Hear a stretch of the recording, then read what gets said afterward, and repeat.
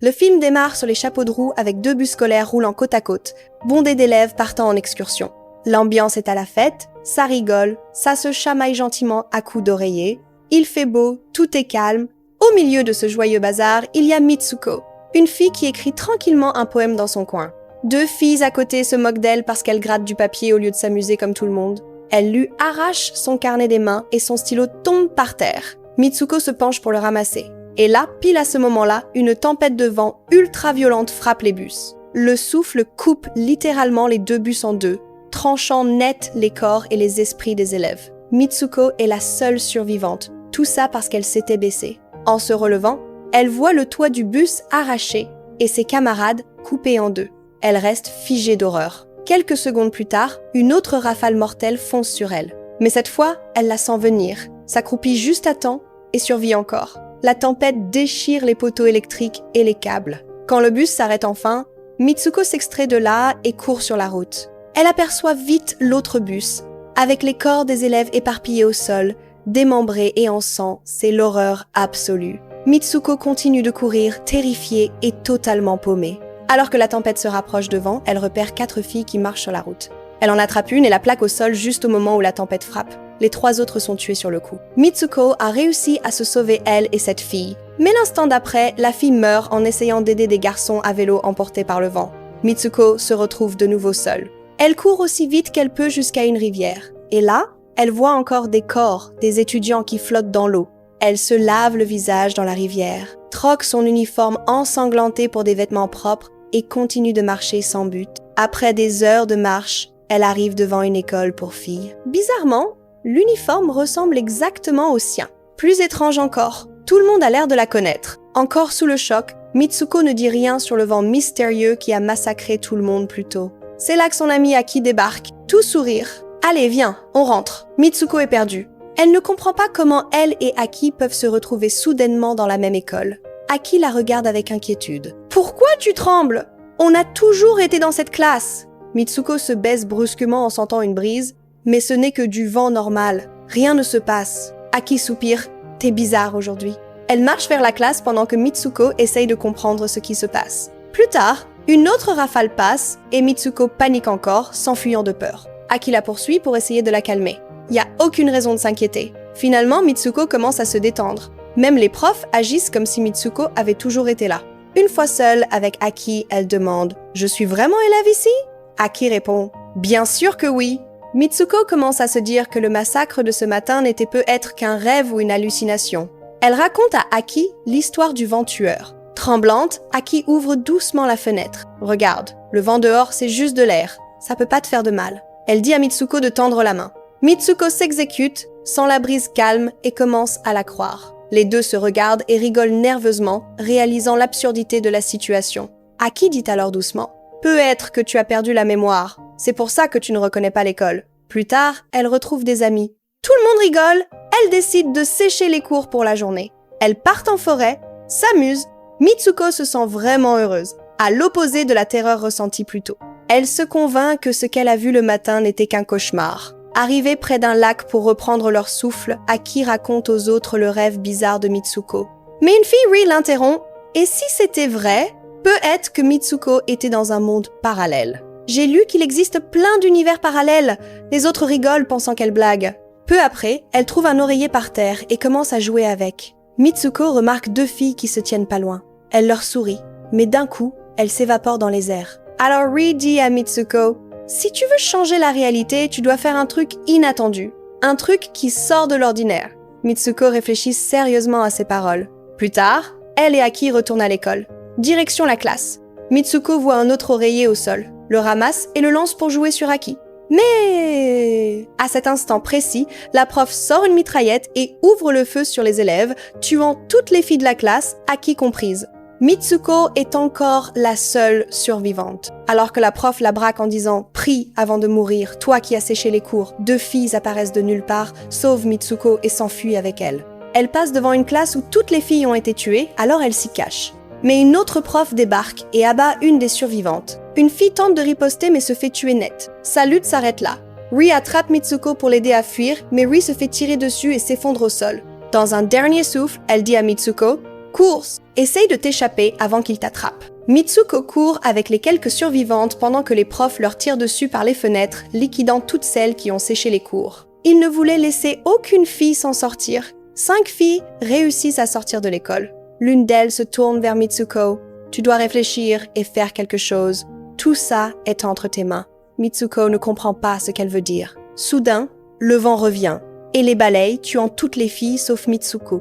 Une fois de plus, elle est totalement seule. Le vent mortel la poursuit sans relâche. Mitsuko court sur une longue distance jusqu'à atteindre la ville. Elle continue sa course dans les rues bondées, mais bizarrement, elle ne voit que des femmes. Elle s'arrête en voyant un panneau de police et fonce à l'intérieur pour demander de l'aide. Elle y rencontre une policière. La flic prend Mitsuko pour une folle parce qu'elle refuse de parler ou d'expliquer ses larmes. À bout de souffle et tremblante, Mitsuko essaie de pointer la direction du vent. L'officier la regarde bizarrement et l'appelle soudain par un autre nom, Keiko.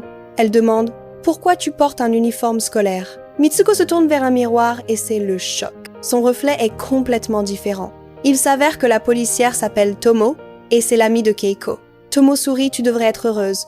Ton mariage est dans quelques heures. Mitsuko, ou plutôt Keiko maintenant, est totalement perdue. Toujours sous le choc, incapable de penser ou de parler, elle laisse Tomo faire ce qu'elle veut.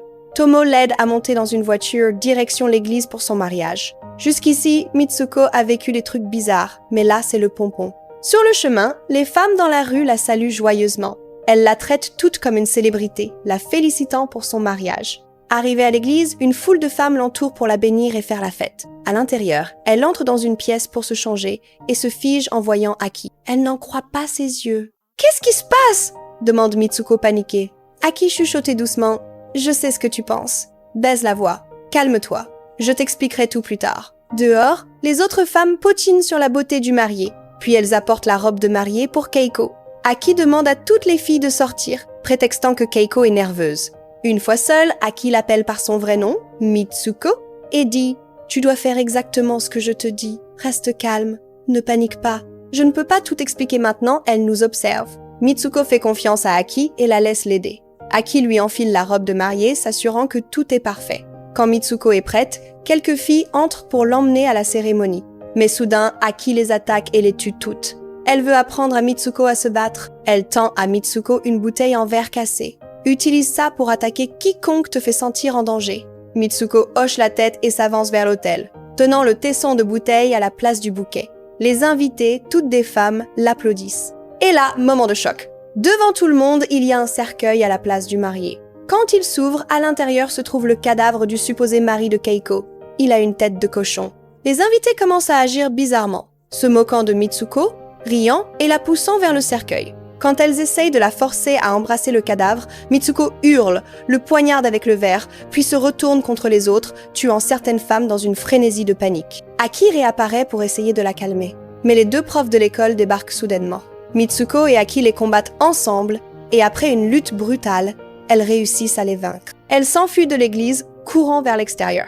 Aki reste en arrière pour distraire les profs pendant que Mitsuko fonce devant. Puis une fille en tenue de sport apparaît et stoppe Mitsuko. Elle l'appelle par un nouveau nom, Izumi, et lui dit de venir rejoindre le marathon. Mitsuko se tourne vers un miroir proche et est encore stupéfaite. Son reflet a changé une fois de plus. Elle est totalement différente, habillée en tenue d'athlétisme. Elle s'appelle maintenant Izumi, une coureuse célèbre que tout le monde adore. La foule l'acclame en criant son nom. Izumi court aux côtés d'autres coureuses. L'une d'elles sourit « T'as toujours été rapide, même à l'école. » Izumi ne comprend rien, mais ne pose pas de questions. Elle ne veut plus savoir. Elle se rappelle juste telle petite fille courant librement et décide de profiter de la course. Elle voit ses camarades de classe courir à côté d'elle. Mais soudain, l'homme cochon et les profs apparaissent à ses trousses. Les filles qui courent avec Izumi lui crient « Sois courageuse, tu es la seule qui peut s'échapper de ce monde. » Izumi sort de la piste, puisant dans ses dernières forces, jusqu'à se retrouver au fond des bois, devant une grotte sombre. À l'intérieur, une fille étrange la repère, lui prend la main et l'emmène dans la grotte où plusieurs autres filles sont rassemblées. Elles sont terrifiantes, elles ressemblent à Izumi, mais leurs cheveux couvrent leur visage, c'est super angoissant. La fille qui l'a amenée dit froidement « Si tu ne meurs pas, nous mourrons toutes. » Elle attaque soudainement Izumi pour la tuer. Mais juste à temps, Aki apparaît et sauve son amie.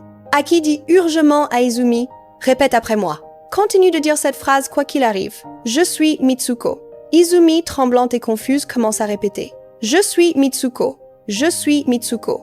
Encore et encore. Doucement, sa voix s'affermit jusqu'à ce que son corps reprenne sa forme originale. Elle est redevenue Mitsuko. Elle regarde Aki. S'il te plaît, explique-moi tout. Aki soupire profondément. On n'est pas dans le monde réel, Mitsuko. Tout cet endroit est une illusion, une réalité fabriquée. Tu es le personnage principal et si tu veux t'échapper, tu dois arracher ces 2 câbles de mes poignets et me tuer. Elle continue doucement. C'est le seul moyen. Si tu le fais, je mourrai. Mais tu seras libre. Tu atteindras le centre de contrôle de ce monde. Mitsuko secoue la tête en larmes, refusant. Non, je ne peux pas te faire de mal. Aki la gifle avec un stylo en criant « Fais-le, il n'y a pas d'autre choix ». En pleurant, Mitsuko est forcée d'obéir. Elle attrape les 2 câbles et les arrache. Le corps d'Aki se fend violemment en 2 et elle meurt sur le coup. À ce moment, Mitsuko est enfin libérée.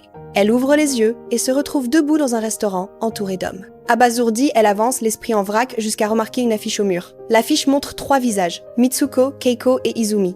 C'est une pub pour un jeu vidéo. Elles étaient les 3 persos principaux de ce jeu.